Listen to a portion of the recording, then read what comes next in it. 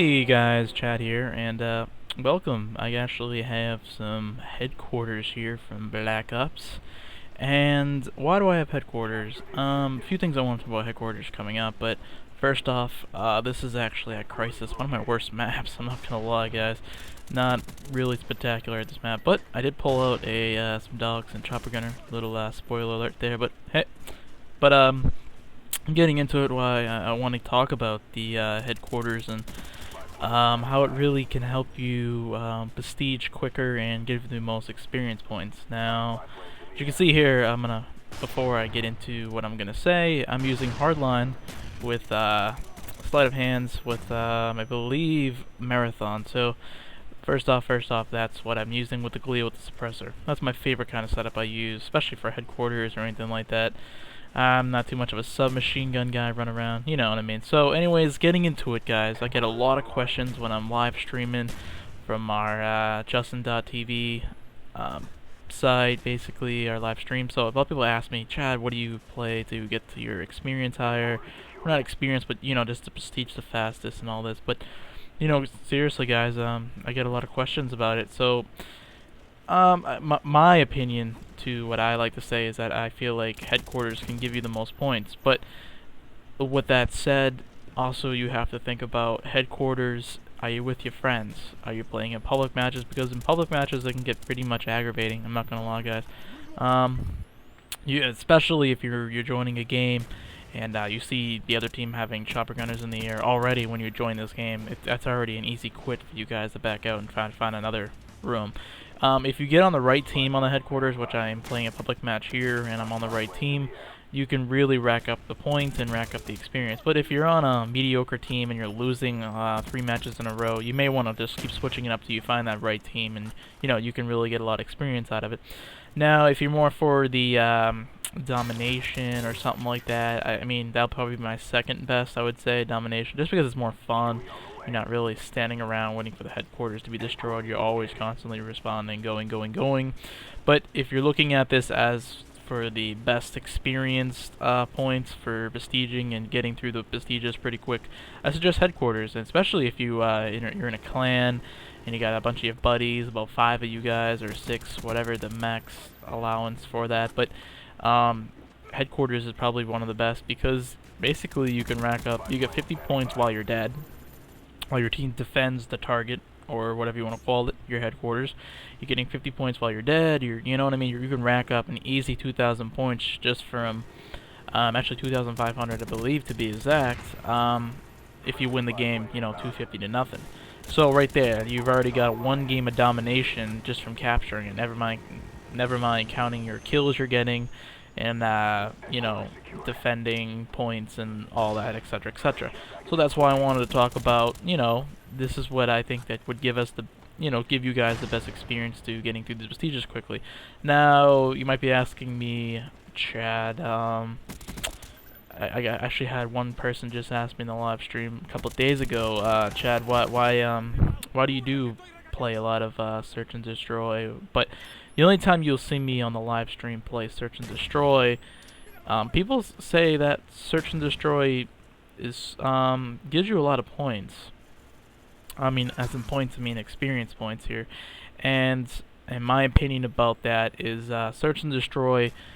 I don't know how to. It's not really popular as in for experience points. It's more popular as in clans and game battles, and it's more I don't know how to say this. It's more complicated to a point where you need a lot of teamwork. It's not like you can jump into a search and destroy match, be in a public match, and win, because more likely you're going to be facing other guys that are grouped up and they know what they're doing. So that's why I'm saying, you know, if you're looking for the best experience, get through the prestiges quick, or maybe if you're just, you know, wanna, you know, you're looking to get to the 15 prestige, like, you know, bam, bam, bam, I suggest you guys check out headquarters. I'm sure people love it. I haven't really tried any other game modes to really fight my opinions, but when I do play them and what I like to play as in my playing style, I like to play headquarters, guys.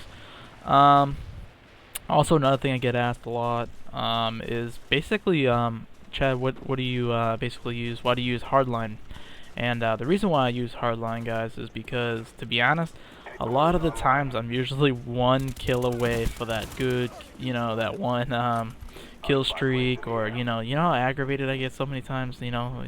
Plus 2 kills for UAV to help your team out is pretty much a given. I mean, if you're pretty much a half decent player, I'm not saying you guys are not half decent. I'm saying if you're play the game for at least 2 weeks now, you can probably put up an easy 2 kills and get UAV for your team, help them out.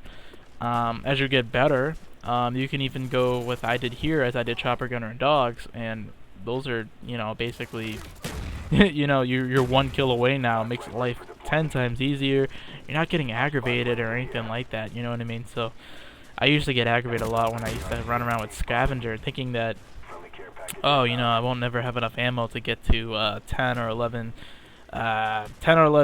kill streak. I'll never have enough ammo, so I always have to keep picking someone's gun up. I don't want to do that. I'm gonna use scavenger. Well, to be honest, I usually reach 10 or 11 kills easily now with just this Galil ammo. I believe you start out, I don't know how much you do start out with, but it's maybe around 200 or so, but usually 200 rounds is usually good for me to get to my max kill streak. Now, if you want to continue the kill streak, yes, you need to pick up someone's gun, more likely to get 20 kill streak, 32, I've seen people do that. So that's why I usually use Hardline Pro. It helps your team out. It basically helps your game out, your confidence too, because you're like, oh yeah, finally got something I can use here, kill streak, jeez, so for mediocre gamers, like first-time gamers, or not first-time gamers, but first-time Black Ops players or anything like that, I suggest using lower kill streaks. And why I say that is because kill streaks have back and forth on it. I mean, not like back and forth, but what I'm trying to say is kill streaks get people to think that they're a better gamer than they are. Like, I've seen a lot of people just do dogs and chopper gunner, and they never get it for 20 games they play. The reason why I do dogs and chopper gunner on here is because headquarters is basically this picture, guys. Your headquarters is one thing on the map, and everyone has to come to that point in the map, right, to capture it. So basically all you have to do is either have an idea where they're spawning from, or have an idea where they're coming from, and just be ready for them. Like I just basically did here for my dogs and chopper gunner. I knew they were coming from this way, and you can kind of rush out there and get 10 kills like before you know it. So that's why I say that, guys.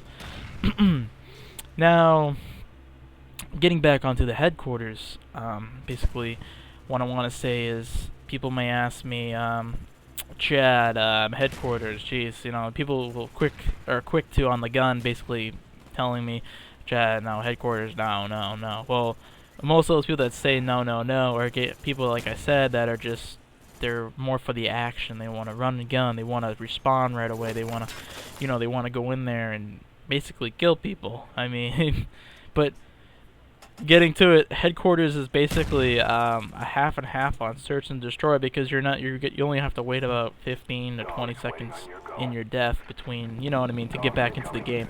Where search and destroy is you have to wait to the end of the round. So either way, guys, quick heads up, on the chopper gunner here, I actually did pretty bad on it, not gonna lie. I did a dog combo with it, to get everyone that was in the buildings and all that stuff.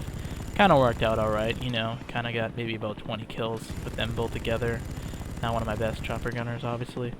But what I'm saying is the dog and the chopper gunner combo, it's good, guys. It can go back and forth. You can do probably what Neely does. He usually does, one of my buddies. He basically does chopper gunner and also gunship. Now, me and the gunship don't mix. I haven't really figured out or got down the gunship. And to be honest, if I get a shot out, basically if the other team has a lot of air lock-on weapons for their secondary, they're going to shoot you down in no time, and it gets really aggravating. I don't know how many times I've, said, oh God, Jesus, I'm in the chopper gunner for 3 seconds getting shot down. Or even in the gunship, you work for 11 kill streaks, and now, oh great, getting shot down 3 seconds in the air, and now look at, both your kill streaks involve air, and now you're going to get shot down like that. Snap of the finger. That's how quick. So that's why I usually use dogs as my 11th kill streak, or 10th kill streak if you use hardline like myself. So that's why I do that. Dogs obviously being on the ground help you out getting guys out of the houses, or you know, if you're on a public match and your other team really just stinks and they can't get the guys out of the houses, the dogs will do the work. So another good reason. Also, I want to mention is that this Galil with the suppressor, I don't really talk about much of my setups and why I use them or my guns, is because the Galil is the most consistent to me as an aiming wise, recoil wise, and if you guys don't know what recoil means, it's when you aim your gun down the sights and you're trying to shoot somebody, it's gonna stay in that one area where it's not like it's jumping, you know, 3 feet in the air and you're like, oh crap, you know, I gotta aim it real quick. So it's the most consistent hip firing and aiming down the sights for me. That's why I use it basically in a lot of my matches, especially for search and destroy. Always had the suppressor on it. I don't ever like the Galil without the suppressor. I don't know, it just feels weird. The recoil feels a little bit weirder to me when I do use it without it. So it's barely, the only time I barely use the Galil without a suppressor is when I usually pick it off someone that's actually using it without it. Usually means it's a new player. I mean, I don't ever use the Galil without a suppressor. So, I mean, also, it doesn't really affect damage. I mean, you know what I mean? You're still going to drop the guy just as fast as you would without a suppressor. And plus, it kind of gives you that stealthiness where it doesn't pop you up on the map and everyone knows where you are. So, another good thumbs up there. But as you can see, this video is basically coming to an end here. I basically go 46 and 10 on this map. I mean, no, it's nothing spectacular, but for headquarters and this map, being this map, I did pretty well, I think. That's why. And I also want to talk, you know, I talked about headquarters, so why not throw headquarters? And a lot of headquarter matches do last 15 minutes. So anyways, guys, this is Chad, and I hope you like this video, guys. Take care.